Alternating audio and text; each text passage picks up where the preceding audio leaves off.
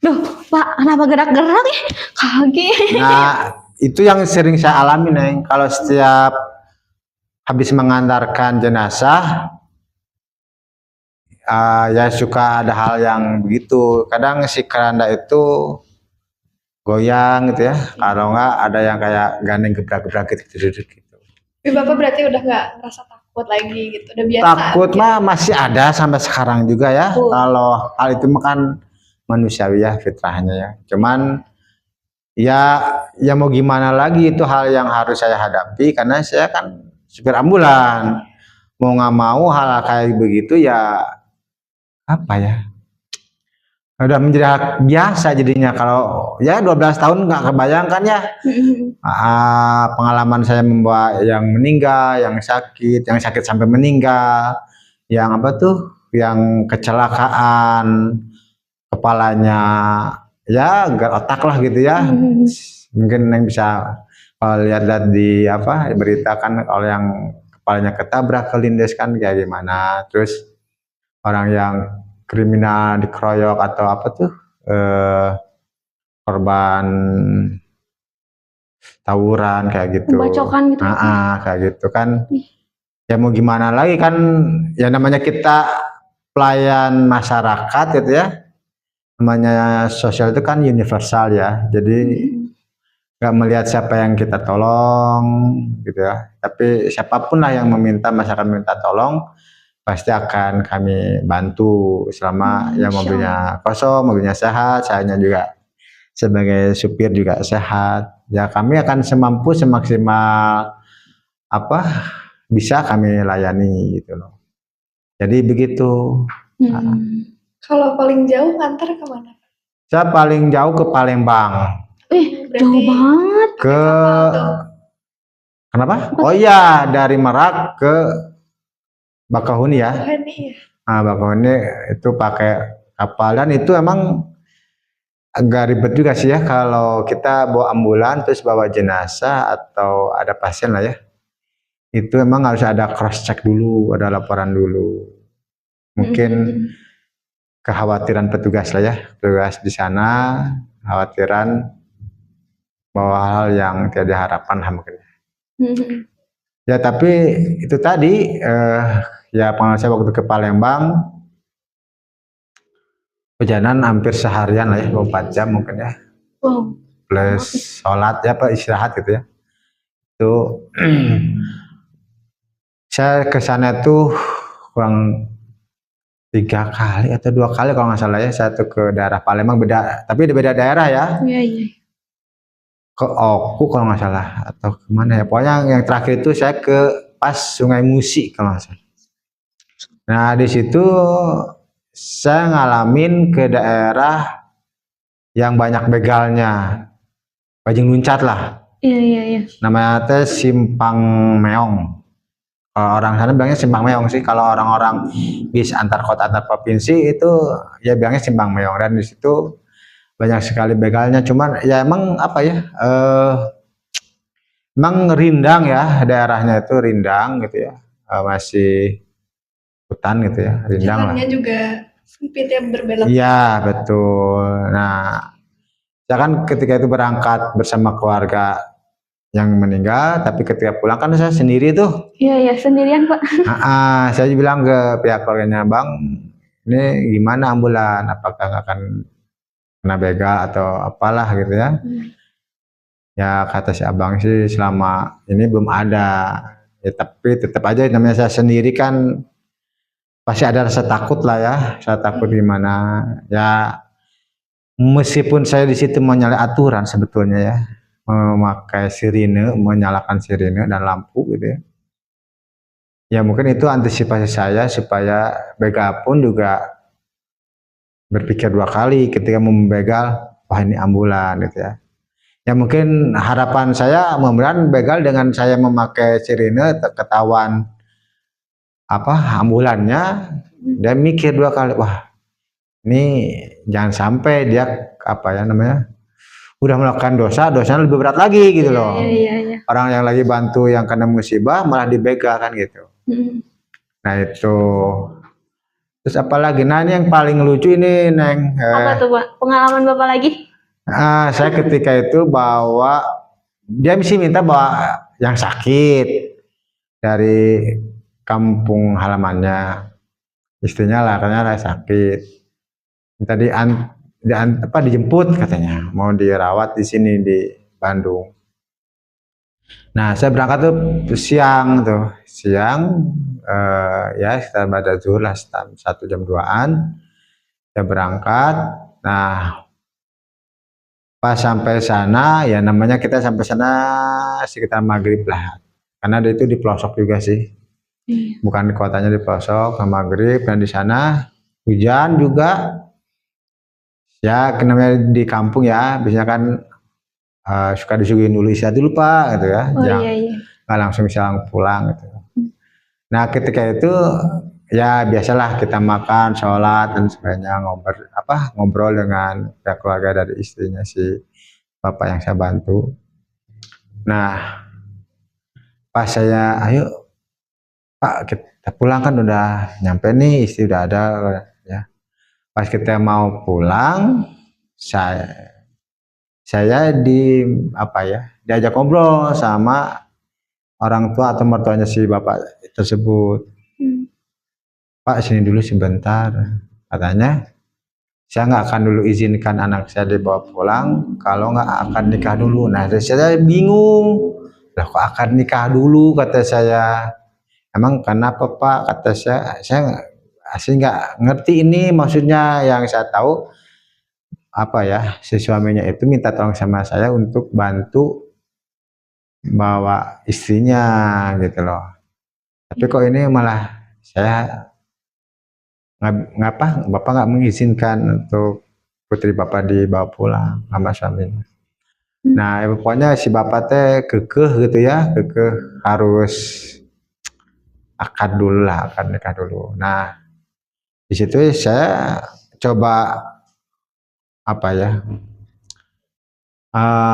membujuk si bapak itu, karena si bapak itu yang minta tolong sama saya tuh nggak mau juga, dia nggak merasa nggak ada masalah sama istrinya gitu loh. Tapi ya alhamdulillah berinya waktu mungkin makin malam juga sih si bapak itu ya akhirnya mau lah. Cuman repotnya kan harus namanya akad tuh kan ada mahar ya. Iya. Ada itu. Dia nggak bawa uang juga. Aduh, kata saya bingung. Saya izin ke si bapak mertuanya tuh, Pak ini suaminya nggak ada uang. Ya udah yang adanya aja apa. Jadinya sih pakai uang saya ya. Kurang lebih lah nggak gede, 5.000 rupiah gitu. Nah akhirnya di situ saya jadi saksi nikah gitu loh. Yang di awal membawa yang sakit itu kok jadi menyaksikan yang nikah lagi kan begitu. Nah itu pengalaman saya ketika warga yang meminta menjemput istrinya gitu ya di kampung halamannya, tetapi malah akhirnya malah nikah kembali lah, akad lagi gitu ya. Bapak jadi saksinya gitu? Iya, saya sih dari pihak laki-lakinya, kan saya juga bingung. Iya. Saya bukan siapa-siapanya itu bapak itu bapak tersebut. Saya juga bukan siapa-siapanya si perempuan tersebut gitu loh. Aja bingung ini gimana kata saya teh. Nah, itu pengalaman saya. Ada lagi nih daerah waktu nganter ke daerah Cimalaka. Cimalaka tahu? Daerah Sumedang ke sana lah. Mau ke arah Majalengka. Nah, dari sini dari Cimahi ke sana sampai sana itu jam 9:30 malam kalau nggak salah. Udah berangkat dari sini sore sih, menjelang maghrib lah, 6. Nah, pas sampai sana saya kan langsung pulang tuh, karena itu nggak langsung dikuburkan, besoknya dikuburkan karena malam dan udah rintik-rintik hujan lah. Saya pulang, kok saya nggak keluar dari kampungnya. sadar-sadar saya lihat rumah kok sama semua saya gitu. Iya, iya. Saya telepon ke si bapak yang pihak keluarga yang meninggalnya. Pak, punten katanya saya. Ini saya kok nggak bisa keluar desa bapak kata saya. Saya bisa minta tolong Pak diantar keluar kata saya nggak 3 kali keliling. Kok saya lihat rumahnya sama semua. Nah kita itu ya Pak udah tunggu aja Bapak di posisi di mana. Saya bilangin saya pokoknya di rumah warna biru aja saya bilang gitu. Karena waktu itu kan sepi. ya emang udah malam kan. Jam 10-an udah malam. Ya udah kalau di kampung kan udah pada tidur lah jam segitu mah ya. Ya sepi gitu Ren. Ya di kampung gitu, pasti sepi lah. Itu kan udah ada detik lagi. Ya di kampung mah kan ada banyak suara-suara binatang sebenarnya. Binatang. Gitu. Nah, saya diem ya sambil berzikir. Nggak lama ada pakai motor, hanya suruhan si bapak yang tadi saya minta tolong. Pak, ayo Pak, ikut saya. Nggak jauh dari situ, alhamdulillah emang keluar jalan raya gede ya, jalan nasional gitu ya, jalur Cirebon, Majalengka lah, Sumedang mah, Majalengka. Alhamdulillah itu. Padahal ya tadi saya keliling-keliling nggak keluar-keluar ya, tapi ketika diantar oleh warga situ, masih keluarga yang meninggal, nggak terjauh-jauh, saya udah bisa keluar dari situ. Kayak gitu Neng. Jadi pengalaman saya sebenarnya banyak ya, 12 tahun lah Neng bisa merasakan ya. Ada juga ini mak ya silakan sih Neng percaya atau tidak, cuman ini emang saya yang mengalami ya. Saya bawa yang meninggal, ada yang meninggal, nah udah beres ya. Kan biasa saya tuh kan pasti pulang sendiri kan. Iya, iya. Nah ada yang minta kata sama nebeng lah gitu. Oh nebeng di belakang gitu ya? Enggak di belakang, malah di depan. Saya ya biasa aja dah. Iya. Saya bilang, Bapak mau kemana? Ikut ke depan Pak. Oh mangga. Nah ikut itu. Saya udah nyampe nyampe kantor lah ya, balik lagi ke garasi. Pihak keluarga telepon saya. Kirain saya ada yang ketinggalan barang ambulan saya. Ternyata Bapak itu ngasih dia lihat Bapak tadi, saya lihat Bapak pulang dari makam, Bapak bawa orang, kan Bapak sendiri ya, kenapa emang gitu Bu, kata saya. Bapak kenal nggak itu orang? Nggak kenal, kata saya. Emang kenapa Bu? Gitu kan, saya jadi penasaran juga kan. Bapak maaf ya kata itu sampai maaf ya, emang kenapa Ibu, kata saya. Saudara Ibu itu bukan, itu teh Pak orang yang Bapak anterin yang dimakamkan yang meninggal. Saya kan aneh, bener tuh gitu ya dalam hati teh. Iya. Bener enggak ini teh, kata saya teh. Takutnya ya nakut-nakutin saya atau saya jadi nggak betah lah jadi pelayan ambulan. Jadi takut teh gitu. Takut memang ada, cuman saya lihatnya kan si ibunya juga si bapak ibunya kan kelihatan rapi gitu ya, nggak bau kalau kapur baru gitu ya, tahu wangi yang meninggal enggak, biasa aja. Cuman sih emang dia tuh emang nggak terlalu jauh dari makam juga. Jadi makam itu kan sempit gitu ya, semobilan lah gitu. Keluar nggak jauh lah, sekitar 200 meteran lah ke jalan gede teh. Nah di situ dia berhenti, Pak udah di sini aja saya sampai sini. Dah gitu. Cuma saya nggak tahu dah. Ya saya nggak pernah berprasangka jelek lah ya. Iya. Orang yang mau minta tolong ya saya bantu sama saya bisa, dan orang ya kelihatannya juga baik juga sih ya. Nggak urakan, nggak kelihatan orang jahat lah gitu. Cuman ya cerita dari yang pihak keluarganya itu tadi, Bapak tahu nggak itu yang ikut Bapak itu orang yang meninggal yang Bapak antar ke makam gitu.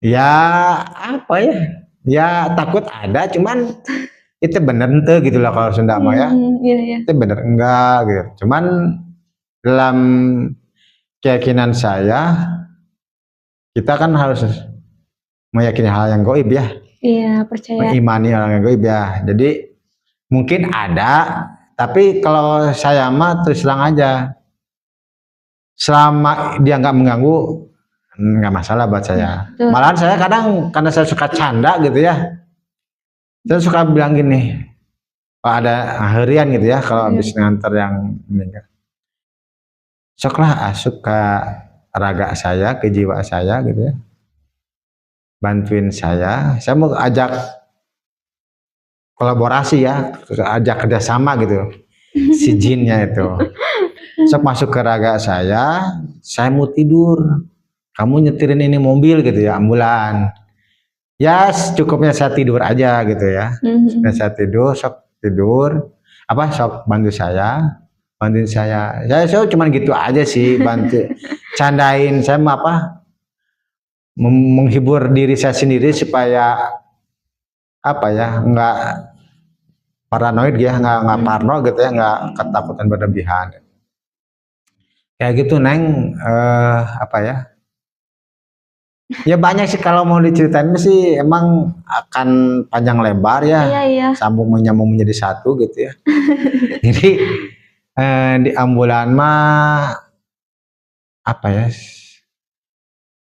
kalau saya merasakan bukan nggak banyak dukanya, sebenarnya banyak sukanya. Sukanya itu apa, emang kalau keambulan kami gitu ya, PKS itu kan dikhususkan untuk mana, bukan dikhususkan sih, lebih diprioritaskan untuk masyarakat menengah ke bawah.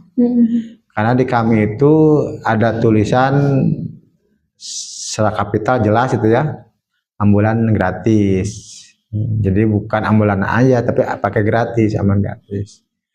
Nah itu emang benar-benar kami apa yang banyak kami layani itu ya orang-orang yang menengah ke bawah, yang ya secara ekonomi tidak mampu lah ya, karena kan Neng dia tahu sendiri ya, adik tahu sendiri kalau sewa ambulan online ataupun ambulan rumah sakit apalagi ya, ya lumayan lah ya, ada tarifnya ya. Ya kalau mahal nggak macam kan relatif ya, tergantung kemampuan si keluarga pasien atau keluarga yang membutuhkannya. Tapi emang kebanyakan yang kami layani itu ya emang kebanyakan nggak mampu gitu. Jadi benar-benar kami murni untuk pelayanan terhadap masyarakat. Nah, sopir ambulan itu kan beda dari yang lain gitu. Ada SOP tersendiri nggak?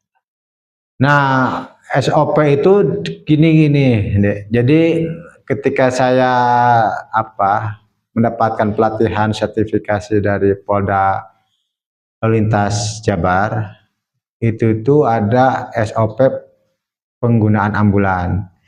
Di situ itu ada suara-suara sirine yang berbeda-beda. Ketika kita membawa pasien tidak kritis, suaranya kayak gimana? Membawa kritis kayak suaranya kayak gimana? Membawa jenazah suaranya kayak gimana? Membawa mau menjemput pasien suaranya kayak gimana? Nah itu beda-beda, dan dipastikan setiap anggota polisi lalu lintas maupun dinas perhubungan itu akan tahu. Dan masyarakat pun pengendara yang lainnya gitu ya, kalau dia memahami pasti akan tahu bahwa ini ambulan bawa pasien kritis atau tidak kritis, atau mau menjemput pasien atau bawa yang meninggal, itu tahu. Dan kalau bawa jenazah pasien meninggal dunia itu tidak disarankan, saya dengan SOP-nya ya dari profesionalitas, tidak disarankan untuk cepat-cepat, tergesa-gesa. Biasanya kan suka ada ya yang cepat-cepat gitu. Itu kan membahayakan pengendara yang lain. Dan kami pun juga harus menghargai pengendara yang lain.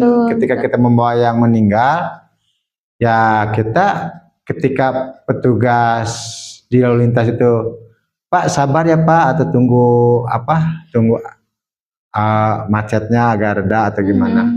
Kecuali kalau kita membawa yang kritis, Iya, pasti dibantu oleh petugas juga, dibantu bukain dikasih jalan. dikasih jalan. Nah, itu jadi emang ya saya juga sih apa ya, sedikit sedikit